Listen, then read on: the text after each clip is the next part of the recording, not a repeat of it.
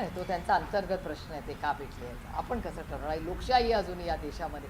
कोणी कुणाला भेटायचं हा त्याचा अधिकार आहे. मला असं वाटतं तुमची थोडीशी गल्लत होते. राजकीय विषय आणि कौटुंबिक समारंभ हे दोन वेगळे असतात. एक कुणाच्या तरी लेकीच्या वाढदिवसाला कोणी गेलं त्याच्यात गैर काय? ते राजकीय मतभेद हे का झालेले असतील? हीच तर महाराष्ट्राची संस्कृती आहे. तुम्हाला खरं सांगू, मी ज्या संस्कारात वाढले ना त्याच्यात विरोधकाला आम्ही शत्रू कधीच मानलं नाही. आम्ही लोकशाहीवर, त्यामुळे मनभेद हे कधीच असता नाही, मतभेद हे असलेच पाहिजे. आणि कैलासासी यशवंतराव चव्हाणांच्या संस्कारात वाढलेले आम्ही आहोत. आदरणीय पवारसाहेबांनी नेहमीच सगळ्याच पक्षात मतभेद हे आमचे कायम आहेत, काल होते, आज होते, आहेत आणि उद्याही राहतील.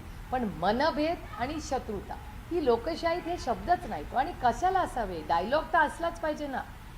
आणि कोणी कुणाच्या लेखीच्या वाढदिवसाला गेलं त्याच्यात एवढं काय बोलण्यात मला नाही वाटत. मला असं वाटतं आज राज्य आणि देशाच्या समोर खूप मोठी जास्त आव्हानं आहेत. कोणी वैयक्तिक आयुष्यात काय करावं त्यांचं ते बघून घेतील. मला वाटतं आपण गॅस सिलेंडर, डिझेल, महागाई, बेरोजगारी हे मोठी आव्हानं आज राज्य, देश आणि जगासमोर